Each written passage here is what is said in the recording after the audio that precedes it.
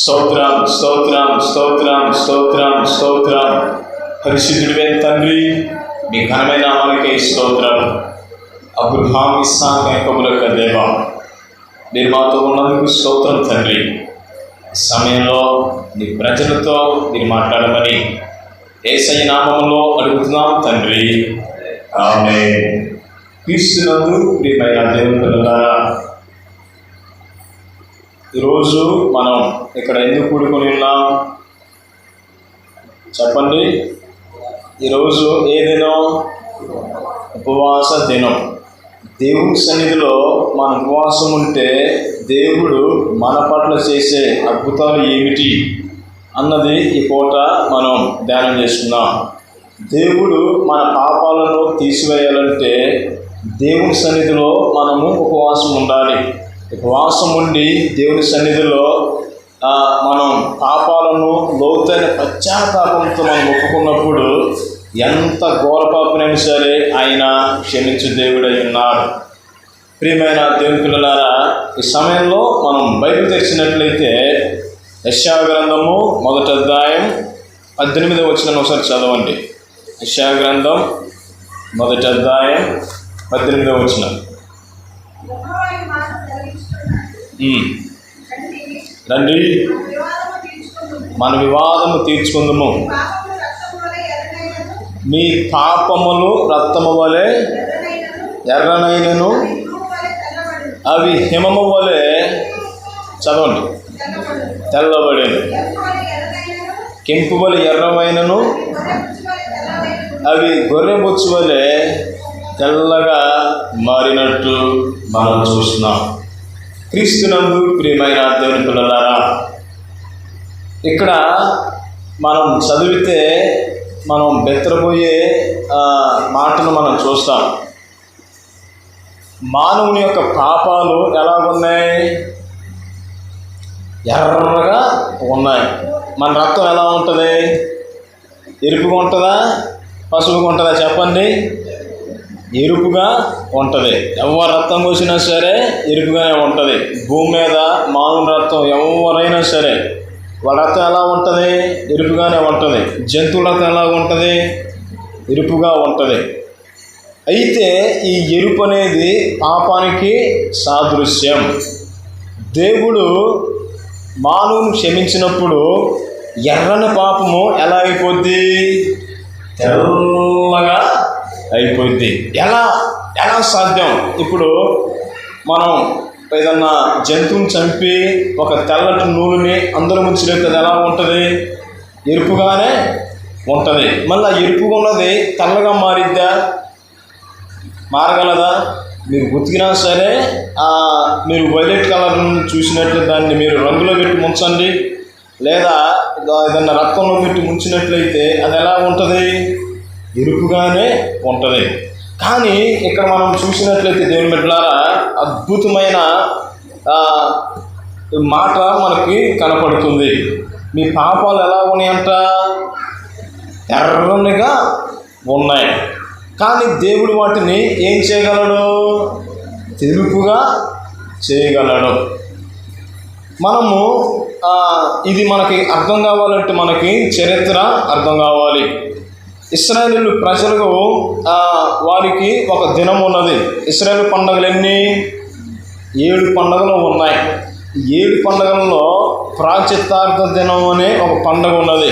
దానిని హిబ్రూలో ఏమంటారంటే యోమ్ కిపూర్ అంటారు. చెప్పండి, యోమ్ కిపూర్ చెప్పండి అందరం ఒకసారి. యోమ్ కిపూర్. ఏం కిపూర్ అనగా ప్రాయశ్చిత్తార్థపు పండుగ. చెప్పండి, ఏం పండుగ? ప్రాయశ్చిత్తార్థపు పండుగ. ఈ ప్రాయశ్చిత్తార్థ పండుగ రోజు ఏం చేస్తారంటే దేశంలో ఇశ్రాయేలు ప్రజలందరూ దేవుని సన్నిధిలో ఉపవాసం ఉంటారు. ఈరోజు మనం ఉపవాసం ఉన్నట్టు. ఉపవాసం ఉన్నందుకు ఒకసారి చెయ్యొద్దండి. Very good, God bless you all. దేవుని సన్నిధిలో మనమందరం ఈరోజు ఉపవాసం ఉన్నట్లు వాళ్ళు ఆ రోజు ఉపవాసం ఉంటారు. ఆ రోజు వారు ఏ పని చేయరు. ఏం చేయరు? ఏ పని చేయరు. ఇంట్లో వంట చేసుకోరు, నీరు తాగరు. ఆ దినమంతా దేవుని సన్నిధిలో వారు ఉపవాసంతో ఉంటారు.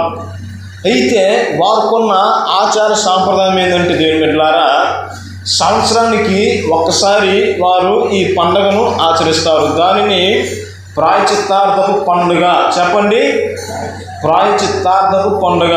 మీ పాపాలు ఎర్రగా ఉన్నవి తెల్లగా ఎలా మారిపోయాయో అర్థం కావాలంటే ఈ యొక్క చరిత్ర అనేది మీకు అర్థం కావాలి. యేసు రక్తమే జయం.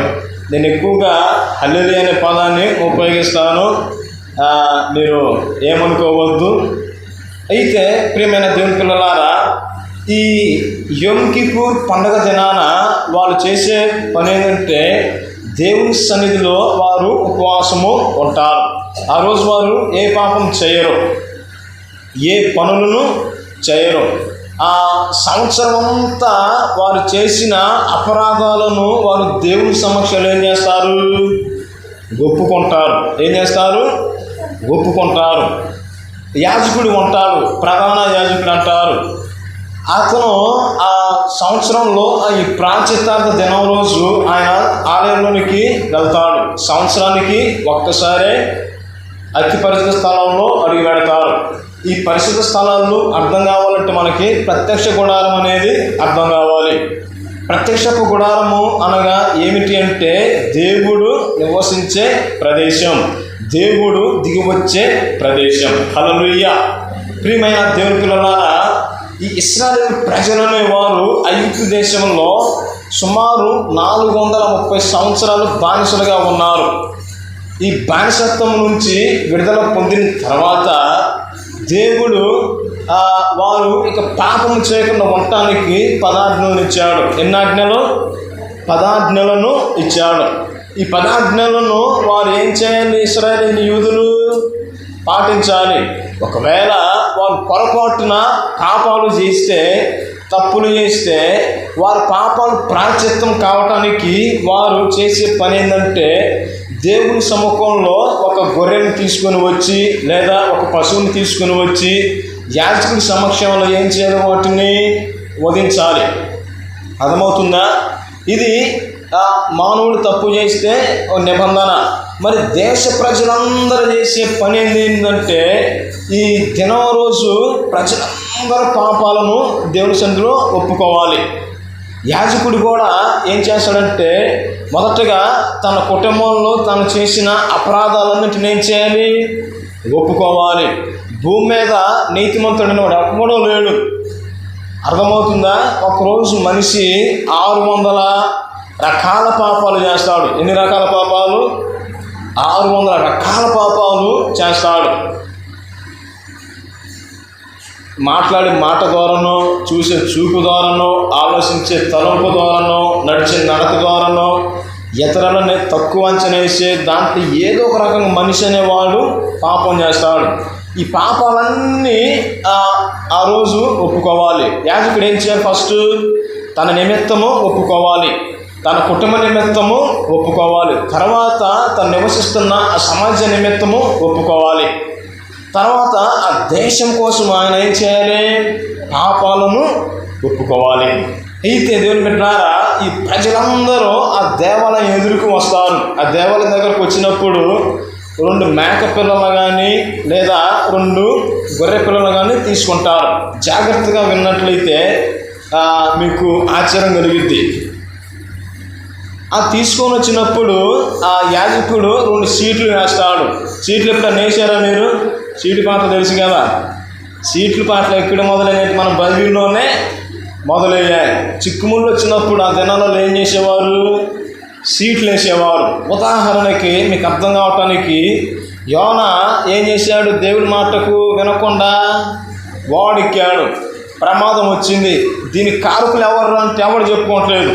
సీట్లే దేవుడు వాడినే మనం అడగాలనేసి సీట్లు వేశారు. ఏం కలిగింది? దేవుడి పేరు వచ్చింది, యోనా పేరు వచ్చింది. ఆది అపోస్తలులను నియమించడానికి వారు ఏం చేశారు? ఇస్కరియోతు యోధా ప్లేస్లో సీట్లు వేసినప్పుడు మత్తీయ పేరు అనేది వచ్చింది. అట్లనే ఒకసారి నా జీవితంలో ఒక సందర్భం తగిలింది. లాస్ట్ ఇయర్ కాక లాస్ట్ ఇయర్ ఏం జరిగిందంటే ఒకే రోజు 2 చోట్ల వాక్యం చెప్పాలి. అదే రోజు శుక్రవారం రోజు ఈ లెంట్ డేస్ అప్పుడు మన పాస్ గారు గొట్టి మొక్కల వెళ్ళమని చెప్పారు. ఇంకో పాస్ గారు ఫోన్ చేసి ఇంకో ఊరు వెళ్ళమని చెప్పాడు. ఇద్దరు ఇంపార్టెంటే, కానీ అటు వెళ్తే అది మిస్ అయింది, ఇది వెళ్తే ఇది మిస్ అయింది. ఎటు పోవాలనేసి నేనేం చేసినట్టు ప్రార్థన చేసి సీట్లు వేసి చేసినప్పుడు గొట్టి మొక్కలు వచ్చింది. ఏసీ రక్తమే జయం, గొట్టి మొక్కల వచ్చేసారు. అట్లా ఈ 2 మేకల పేరున సీట్లు వేస్తారు. ఈ 2 సీట్లలో ఒకదాని పేరేమో అజాజెల్. చెప్పండి, అజాజెల్. ఇది ప్రజల పక్షాన, ప్రజల యొక్క పాపం ప్రాయశ్చిత్తం జరగటానికి ప్రజల పక్షాన ఇది వేస్తారు. రెండవది యెహోవా పేరుట, అంటే దేవుని పేరిట ఏ గొర్రెనైతే ఆ పేరు వస్తుంది దాన్ని తీసుకుని వెళ్ళి యాజకుడు ఏం చేస్తాడు, దాన్ని కట్ చేసి ఆ యొక్క కరుణాపీఠం మీద ఆ యొక్క రక్తాన్ని 7 మారులు స్ప్రింకిల్ చేస్తాడు. ఎన్ని మారులు? 7 మారులు. అయితే దేవుని బిడ్డలారా, ఈ దేవుని పేరట వచ్చిన ఈ యొక్క మేకను తీసుకుని వధించిన తర్వాత ఏం చేస్తాడంటే ప్రజలను ఆ దేవాలయాన్ని ముందు తీసుకుని వస్తాడు. ఈ వధించబడిన ఆ యొక్క రక్తాన్ని ఒక బేషన్లో పట్టుకుంటాడు. దేంట్లో పట్టుకుంటాడు? బేషన్. ఇప్పుడు మనం దున్నపోతులు కోసినప్పుడు ఏం చేస్తాం, కింద రక్తం పోకుండా బేషన్ పెడతాం. ఆ టైపులోనే అట్లా పెట్టినప్పుడు ఏం జరుగుతుందంటే ఆ రక్తంలో ఆ ప్రజల పాపాలు ఉంటాయి కదా, ఒక తెల్లటి నూనెను తయారు చేస్తారు. తెల్లటి నూనె తాడుని, శ్యామ్ తాడంతా కట్ట ఉంటుంది అది. దాన్ని ఏం చేస్తారంటే ఆ యొక్క రక్తంలో ముంచుతారు.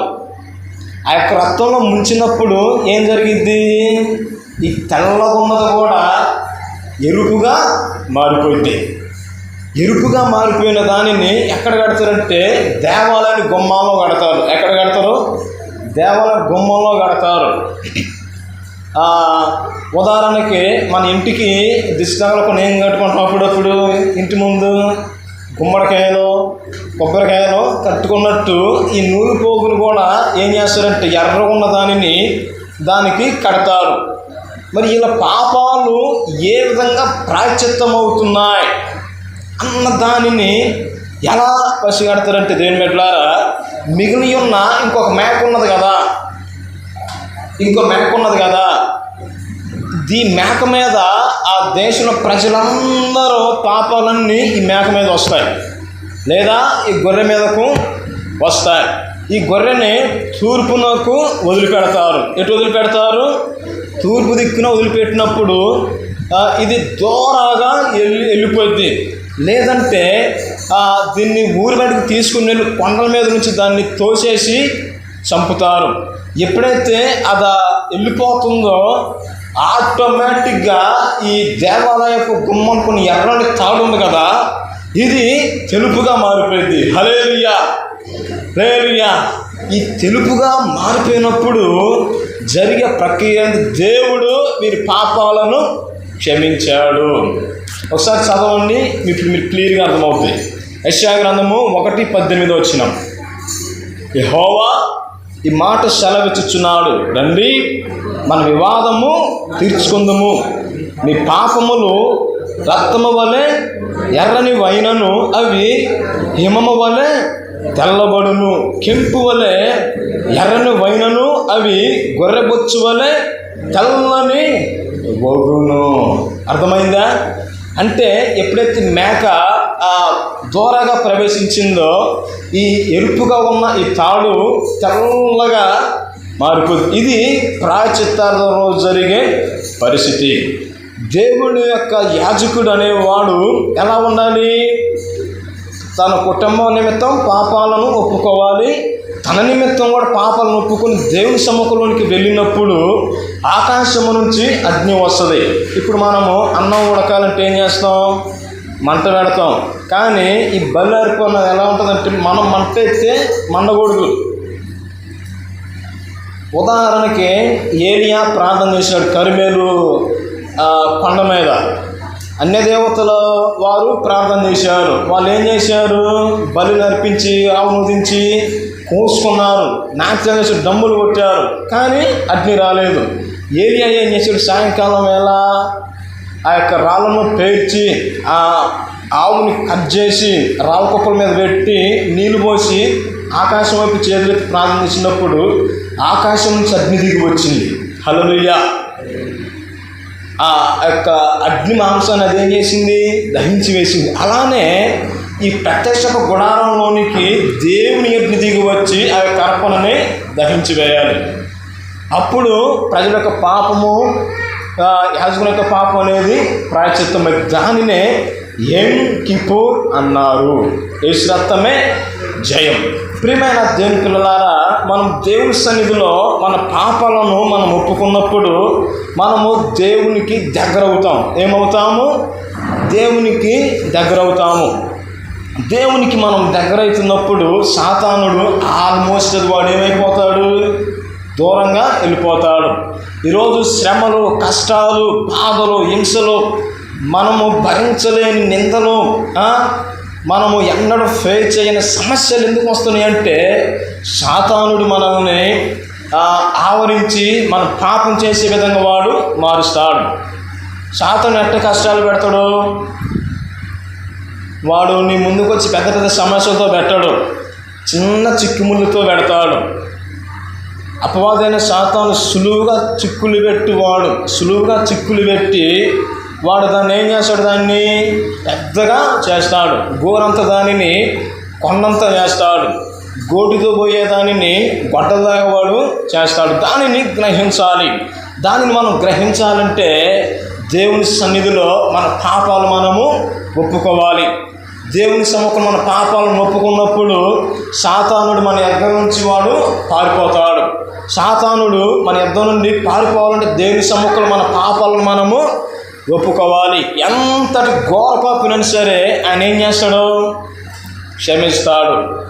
ఎంతటి ఘోర పాపినైనా సరే ఆయన క్షమిస్తాడు. ఈ తూర్పు వైపున ఈ గొర్రె ఎప్పుడైతే పరిగెడుతుందో ఇశ్రాయేలు జనాంగ పాపాలన్నిటిని దేవుడు క్షమించినట్టు అది వారికి నిర్వచనమై ఉంటుంది. అందుకనే నీ పాపాలను నేను తుడిచివేస్తున్న ఆకాశం కింద నుంచి తూర్పుకి పడమటకి ఎంత ఎడమో అంతగా పాపాలను ఆయన తీసివేసినాడనేసి అంటాడు. అందుకని ఒక పాట ఉంటుంది, దేవ సంస్కృతి చేయవే మనసు అనే పాటలో.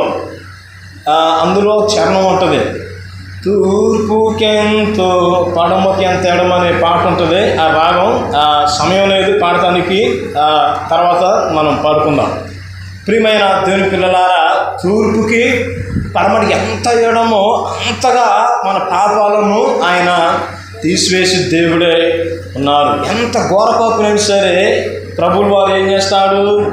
క్షమిస్తాడు. నిజంగా జరిగిన ఒక సంఘటన మీకు చెప్తాను. అది ఏమిటి అంటే చాలా సంవత్సరాల క్రితము అమెరికాలో జరిగింది. అమెరికాలో ఒక గజ దొంగ ఉన్నాడు, నరహంతకుడు, ఉగ్రవాదికి సమానుడు అనమాట.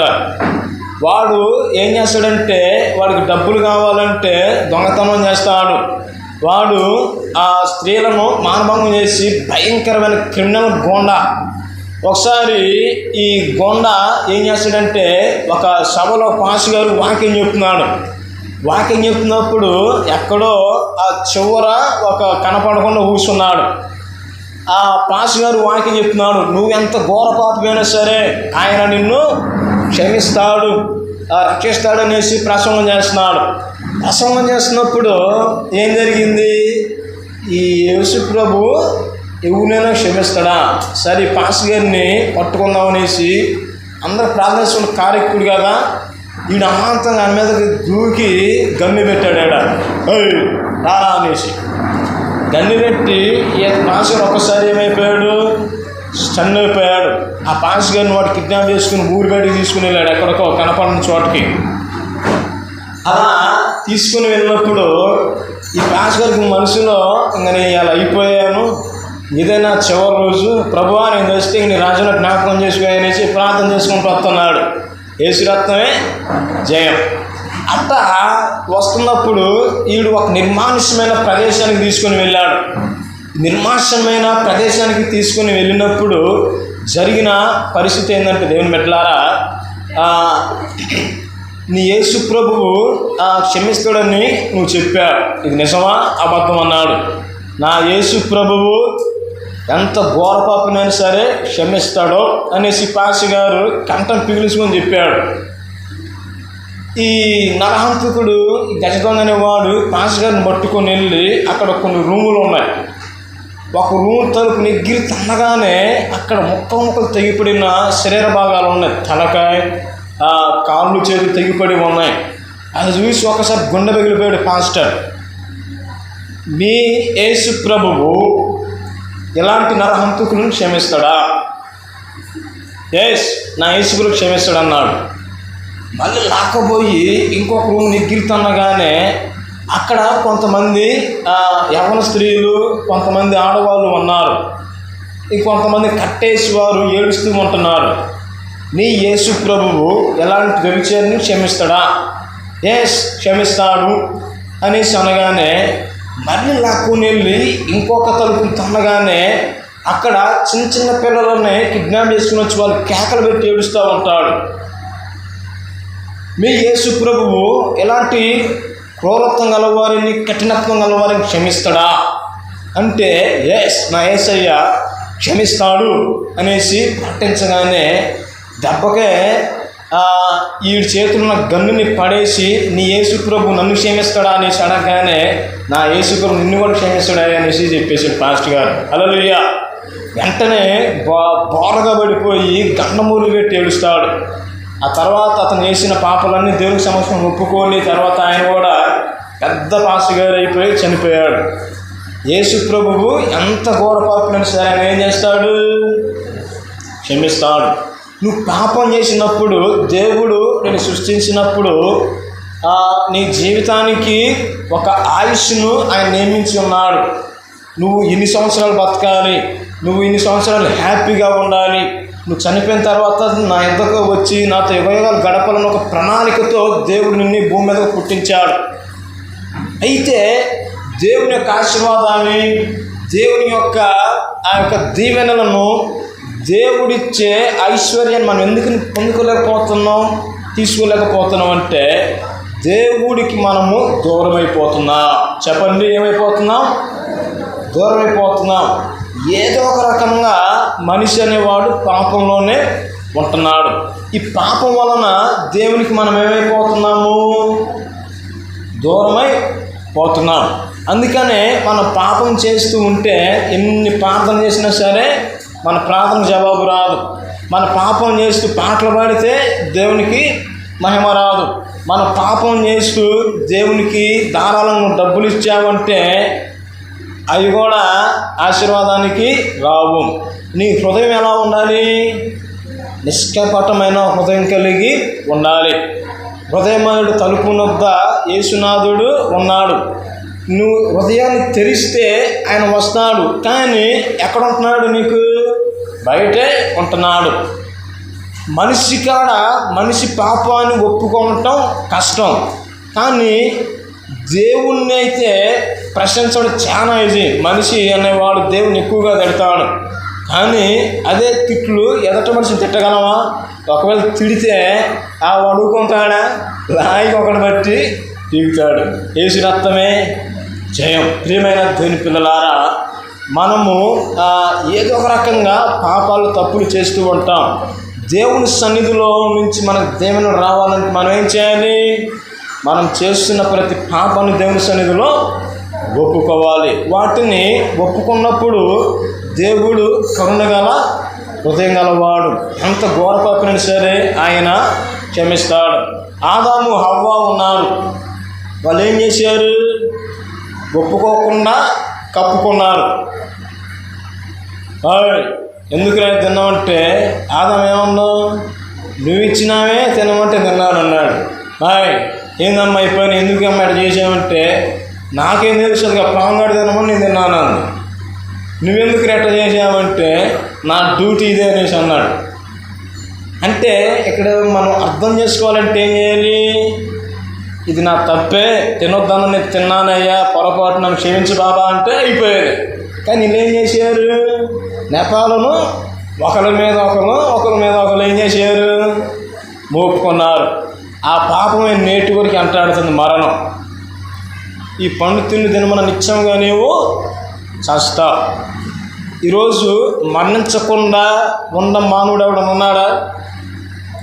యేసు ప్రభువులు కూడా మన పాపాల నిమిత్తం మరణించి తిరిగి లేచాడు. కానీ మానవుడనేవాడు ఇంతవరకు చనిపోయి బతకలేదు. కానీ బతికే అవకాశం ఉన్నది. మానవునికి పునరుద్ధానం ఉన్నది. యేసు ప్రభువులు వారు ఏ విధంగా పునరుద్ధానం అయ్యాడో ఆ విధంగానే యేసు ప్రభువులు వారు మొదటగా రక్షకుడిగా వచ్చాడు. రెండవది ఆయన శిక్షకుడిగా రాబోతున్నాడు. అయితే దేవుని సన్నిధిలో మన పాపాలను మనము ఒప్పుకున్నప్పుడు మన ఆయుష్ అనేది ఏమవుతుంది? పెరుగుతూ ఉంటుంది. మోషే ఏం చేశాడు? ఈ ప్రజలు దేవునికి తిరుగుబాటు చేస్తున్నారు, ఈ ప్రజలు బ్రతకని వీలేదని దేవుడు అనుకుంటుంటే, ప్రభువా ఈ జీవగ్రంథంలో నుంచి నా పేరైనా తీసేయి కానీ ఈ ప్రజలు మాత్రం ఏమీ చేయొద్దు ప్రభు అనేసి మోషే అడ్డుపడ్డాడు. జీవగ్రంథాలలో మన పేర్లు లిఖించబడ్డాయి. రక్షించబడిన ప్రతి ఒక్కరి పేర్లు జీవగ్రంథంలో లిఖించబడ్డాయి. వారు ఇన్ని సంవత్సరాలు బ్రతకాలని దేవుని యొక్క తలంపులో ఉన్నది. కానీ మనం ఎందుకని వెంటనే రోగాల పాలవుతున్నాం అంటే దేవుని సన్నిధిలో మనము పాపాలు చేస్తూ ఉంటాం. పాపం అనేది మొదటగా నీ కోరికను తీరుస్తుంది, తర్వాత నేనేం చేస్తుంది? చంపేస్తుంది. అమెరికా న్యూయార్క్లో ఒక అమ్మాయి చిన్నప్పుడు ఏం చేసిందంటే, చదువుకుంటూ ఆవిడ పెద్దదయ్యి జాబ్ చేస్తున్న తరుణంలో ఒక కొండ శిలవను కొనుక్కున్నది. ఏం చేసింది? కొండ శిలవలు చూసారా? అడవులలో ఉంటాయి. దానిని కొనుక్కొని ఆవిడ ఏం చేసిందంటే దానికి పాలు పెట్టి దాన్ని పెంచడం ప్రారంభించింది. పక్కన చెప్పారు, అమ్మా ఇది పెద్ద అయితే ప్రమాదం, దీనిని వద్దు కొనగాకనే చెప్పారు. ఏంది మీరు చెప్పేది? ఇది మా ఫ్రెండ్ అనేసి దాంతో రోజు ఆవిడ ఆడుకోవటం ప్రారంభిస్తుంది. ఒకసారి కొన్ని సంవత్సరాలకు అది ఏమైపోయిందంటే పెద్దగా మారిపోయింది, అనకొండలాగా. దానికి రోజు ఒక కోడిని, ఒక మేక లాంటిది మాంసాన్ని వేస్తూ ఉంటుంది. ఒకరోజు దానికి ఏమైపోయింది? ఫుడ్ తక్కువైపోయింది. అర్థం చేసుకోండి. ఈ ఫుడ్ని తక్కువైపోయిన తర్వాత ఆ రోజుల వారుగానే అమ్మాయి వచ్చి ఏం చేసింది? దాంతో ఆడుకోవటం, పెనుగులాడటం చేస్తుంది. అది చుట్టుకొని ఏం చేసిందంటే తలకాయను పట్టుకుని కురికి మింగేసింది. అర్థమైందా? యేసు రక్తమే జయం. పాపం అనేది కూడా మన కోరికను తీరుస్తుంది. ఆ తర్వాత మనల్ని ఏం చేస్తుంది? చంపేస్తుంది. నాకు తెలిసిన ఒక అబ్బాయి కూడా అంతే, చచ్చిపోయాడు. నేను విజయవాడలో చదువుకుంటున్నప్పుడు జరిగిన సంఘటన. అబ్బాయి వాళ్ళ అమ్మకి, అమ్మ నాన్నకి ఒక్కడే కొడుకు. ఏనండి, ఒక్కడే కొడుకు. వాళ్ళు 10th క్లాస్ అయిపోయిన తర్వాత కాలేజీకి వెళ్తారు కదా. కాలేజీకి రాగానే కొమ్ములు వస్తాయి, ఎవరిని కూడా లెక్క చేయరు. అయితే ఈ అబ్బాయి మంచివాడే పాపం, ఈయన ఫ్రెండ్స్ మాత్రం చెడిపోయిన వాళ్ళు ఏం చేసారంటే ఎప్పుడు చదువు ఎందుకురా, చదివితే మెంటలోడు అవుతురా, నువ్వు మాలాగా తిరుగురా, గాలికి తిరుగురా అనేసి అన్నారు. నేను చదువుకోవాలని వాడు పట్టుదలతో ఉంటే ఇలా ఫ్రెండ్స్ ఏం చేశారంటే గుట్కాలు తినటం ప్రారంభించారు. ఏం చేశారు? గుట్కాలు, కయ్యలు ఇవి తినటం ప్రారంభించినప్పుడు ఈ తినరాను వాడిని రెచ్చగొట్టేవాళ్ళు. పాపం అమ్మ వద్దు, మా నాన్నంతా అమ్మదంతది అనేసి అంటే, ఏం కాదురా, ఎవరు చెప్తా, మేము చెప్పాలి, నువ్వు కూడా చెప్పవాకనేసి గుట్కాలు అలవాటు చేసాడు పాపం వాడికి. వాడు ఒకటి వేసుకుని తినగానే వాడికి తిమ్మిరెక్కిందంట. అబ్బా ఇదేదో భలే కొందరు అనేసి ఇంకో ప్యాకెట్ అనేటు, ఒక ప్యాకెట్ బదులు 2/3 అట్టవాడు విపరీతంగా తింటా ప్రారంభించాడు. ఎట్ట సాధనేసి ఒకరోజు నైట్ వాడు ఇన్ని ప్యాకెట్లు కొనుక్కొని బుక్కను పెట్టుకుని నిద్రపోయాడు. అర్థం చేసుకోండి. బుక్కను పెట్టుకుని నిద్రపోయినప్పుడు అర్ధరాత్రి చూస్తే ఎట్లా జల కొడుతున్న గీకుంటే నోట్లు రక్తం మొత్తం వాడికి. అమ్మా అని కాకే కానీ ఏమైంది రాని అసలు చూస్తే నోటి పిల్లలు వాడికి రక్తం వస్తుంది. ఏమయ్యో అనేసి ఆవిడ పాపం, వాళ్ళు కొంచెం పేదలు, నాగరికత తెలియని వాళ్ళు, విజయవాడకి ఆ ఊరికి చాలా కిలోమీటర్ల దూరం ఉంటుంది, పల్లెటూరు అది. ఆ వైద్యులు చూపించడానికి అక్కడ తీసుకుని వెళ్తే నాకేం తెలియదని అర్థం కావట్లేదు, విజయవాడ తీసుకుని వెళ్ళాలంటే ఒక కారు మాట్లాడుకుని అర్ధరాత్రి పూట కారులో తీసుకుని వస్తుంటే పాపం దారి మధ్యలోనే తెచ్చిపోయాడు. ఒక్కడే కొడుకు. దేంతో? చెడు అలవాట్లు పుట్టకాలు. దయచేసి వాటిని మానేసేయండి. యేసు రక్తమే జయం. పాపం అనేది మొదటిగా మన కోరికను తీరుస్తుంది, ఆ తర్వాత మనల్ని అదేం చేస్తుంది? చంపేస్తుంది. ఆజ్ఞాతిక్రమమే పాపం. పాపం వల్ల వచ్చే జీతం మరణం. ఈరోజు ఉపవాసం ఉంటున్న మనము దేవుడి సన్నిధిలో ఉపవాసం ఉండి మనం ప్రార్థన చేసినట్లయితే దేవుడు వాటిని మనకి ఖచ్చితంగా అనుగ్రహిస్తాడు. దేవుడు మన మొర ఎందుకని ఆలకించట్లేదంటే దేవునికి మనకి అడ్డుగా మన పాపాలు ఉన్నాయి. వినటానికి నా చెవులు మందం కాలేదు. మందం అంటే ఏంది? మీరు ఉపవాసం రోధిస్తున్నారు, నాకు చెవుడేం లేదని అంటున్నాడు. రక్షించడానికి నా చెయ్యి కూర్చగా లేదు.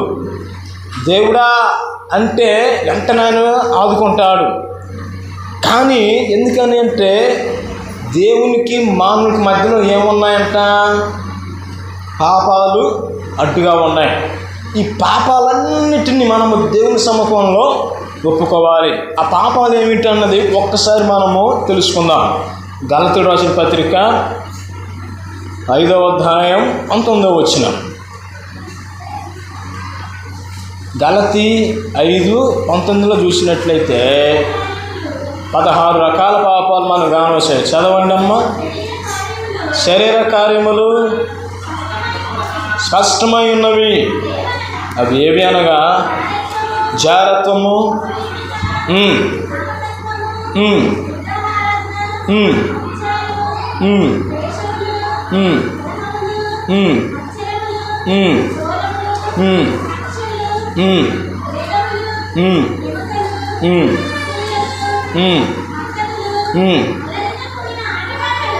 అల్లరితో కూడిన ఆటపాటలు.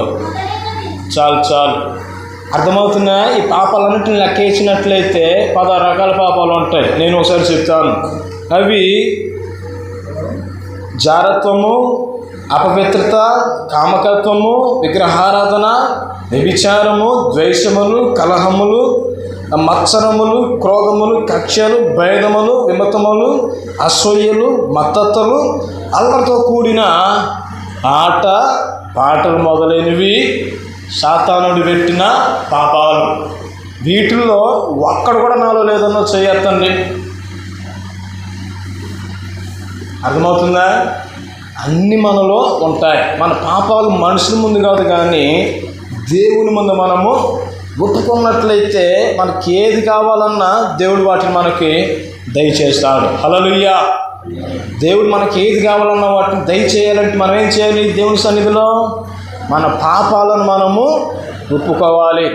కొన్ని మంత్రశక్తులు కూడా మనల్ని ఏం చేస్తాయంటే మనము ఆశీర్వదించబడకుండా దేవునికి దూరమయ్యేటట్టు, మన సంఘాలు అభివృద్ధి కాకుండా కూడా కొన్ని మంత్రశక్తులు పనిచేస్తాయి. అవి చెప్పేసి నేను ముగిస్తాను. ఇది కూడా నిజంగా జరిగిన సంఘటన. యేసు రక్తమే జయం.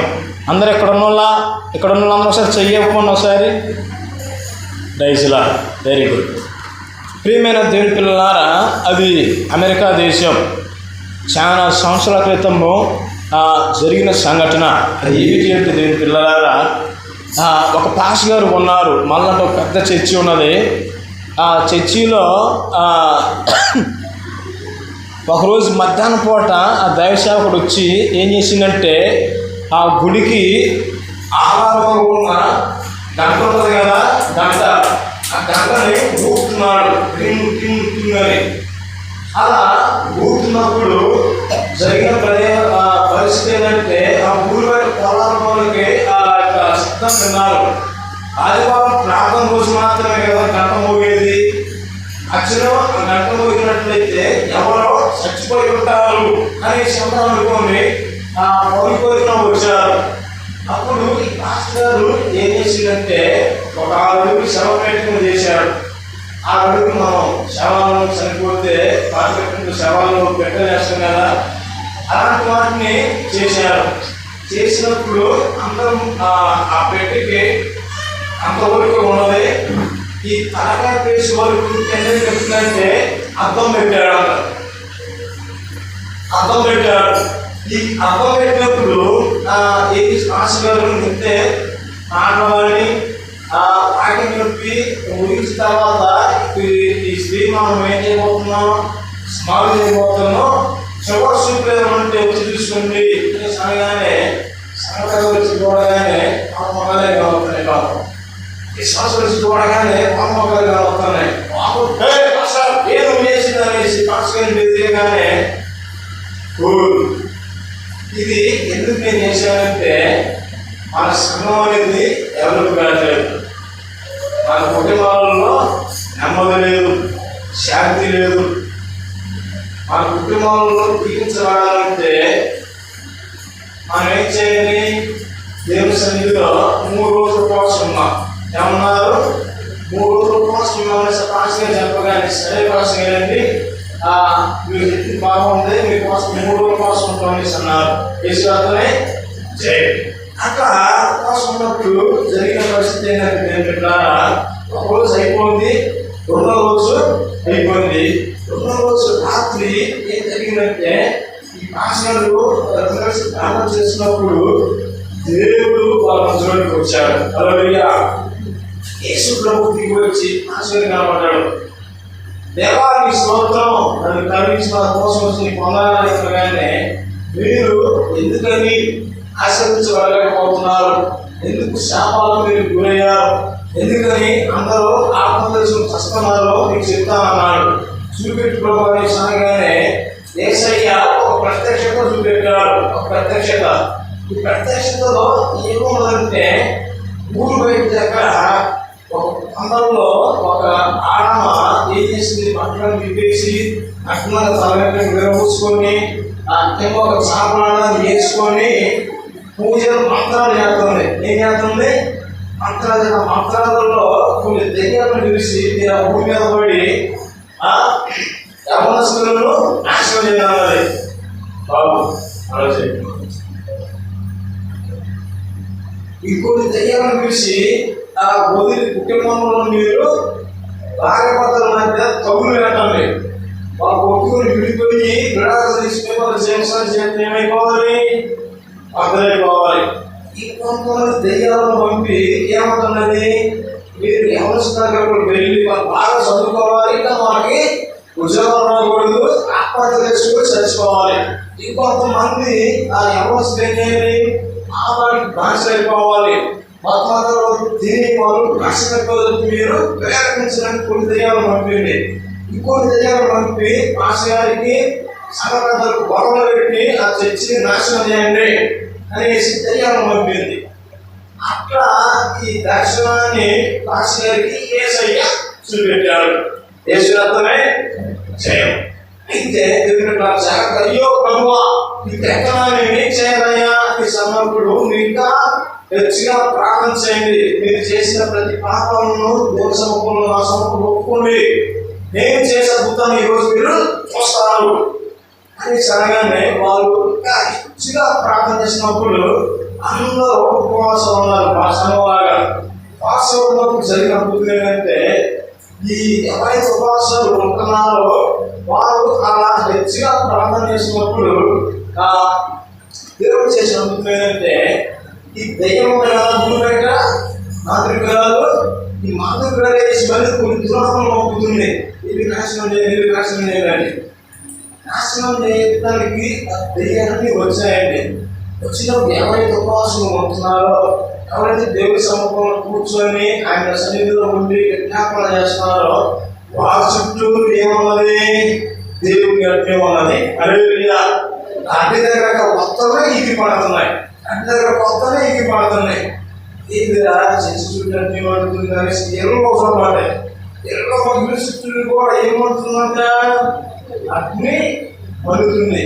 కనుషాలు కొడితే ఇగి పడ్డారు. కనుషాలు కూడా కొట్టిందనేమో, కనుషాలు కొట్టినాక ఎలా ఉందని నాకు చాలా సార్లు కొట్టింది. అయితే సాధారణ భక్తుల కోసం కొట్టి ఎగి పడుతున్నారు.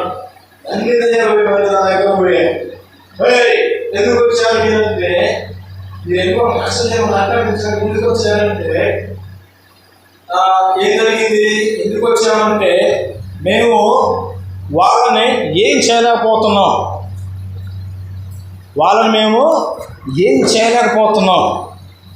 అయితే మరి మీరేం చేస్తారంటే మాకు కావాల్సింది ఏమిటంటే ప్రాణాలు. ప్రాణాలు. అందుకని వాళ్ళు చావట్లేదు కాబట్టి నువ్వు వదిలేవు కాబట్టి నిన్నే చంపుతావు అనేసి ఎవరైతే మంత్రాలు వదిలింది మంత్రగత్తె ఆ మీద పడి దయ్యాలను కొత్తగా చంపేశాయి. యేసు రక్తమే జయం. ప్రియమైన దేవుని పిల్లలారా, దేవుని సన్నిధిలో మన పాపాలను మనం ఒప్పుకున్నట్లయితే దేవుడు ఏం చేస్తాడు? మన పాపాలను క్షమిస్తాడు. అందుకనే ప్రకటన గ్రంథం 7:14 ఒక మాట చదవండి ఒకసారి. ప్రకటన గ్రంథము 7:14 మనం ముగించుకుందామండి.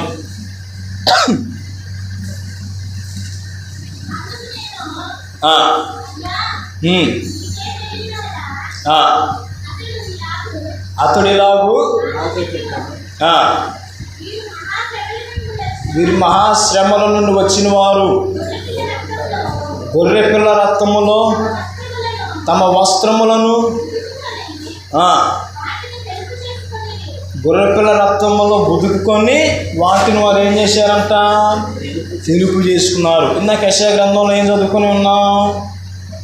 మీ పాపములు ఎర్రవైనను కెంపు వలె ఉన్నను అవి హిమము వలె తెల్లగా మారిపోయాయి. అది దీనికి సింకేంది కదా. ప్రియమైన దేవుని పిల్లలారా, దేవుని సన్నిధిలో మన పాపాలను మనం ఒప్పుకున్నప్పుడు మన పాపాలను ఆయన ఏం చేస్తాడు? క్షమించు దేవుడై ఉన్నారు. దేవుని సముఖంలో మన పాపాలు మనం ఒప్పుకున్నప్పుడు మన ఆయుష్ ఏమవుతుంది? పొడిగించబడుతుంది. మన కుటుంబాల మీదకి ఏమొస్తాయి? ఆశీర్వాదాలు వస్తాయి. మనం దీవించబడాలంటే, అనేకులకు అప్పులు ఇచ్చేవారుగా ఉండాలంటే మనం ఏం చేయాలి? దేవుని సన్నిధిలో పరిశుద్ధులుగా ఉండాలి. యేసయ్య ఏమన్నాడు? నేను పరిశుద్ధుడైన ప్రకారము మీరును పరిశుద్ధులై ఉండుడని చెప్పాడు.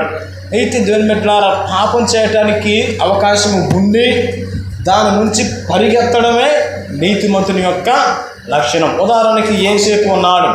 యేసేపుకి శోధనలు వచ్చాయి. యేసే పాపం చేశాడా? పారిపోయాడు. సాతానుడు కూడా మన ముందు పాపాన్ని పెడతాడు. ఆ పాపం నుంచి మనం ఏం చేయాలి? పరిగెత్తాలి. అప్పుడు దేవుడి యొక్క ఆశీర్వాదం, దేవుని యొక్క కాపుదల, దేవుని యొక్క సన్నిధి నీకు నీ కుటుంబాలకు తరతరాలకు అది ఉంటుంది. కావున దేవుని పిల్లలారా, ఈ యం కిప్పూర్ అనే వాక్య సందేశాన్ని ఇప్పుడు మనము ధ్యానం చేసుకొని ఉన్నాం. దేవుని సముఖంలో మన పాపాలు మనం ఒప్పుకున్నప్పుడు దేవుడు మన పాడి పంటలను దీవిస్తాడు, మన ఊరిని దీవిస్తాడు, మన కుటుంబాలను దీవిస్తాడు, మన సంఘాలను ఆశీర్వదిస్తాడు. అనేకులకు ఆశీర్వాదకరంగా దేవుడు మనల్ని మారుస్తాడు. అట్టి కృపాధన్యత దేవుడు మీ అందరికీ అనుగ్రహించును గాక. ఇటు అవకాశం ఇచ్చిన పాస్టర్ గారికి నా వందనాలు తెలియజేస్తూ ఈ మాటలను ముగిస్తున్నాను. ఆమేన్, ఆమేన్, ఆమేన్.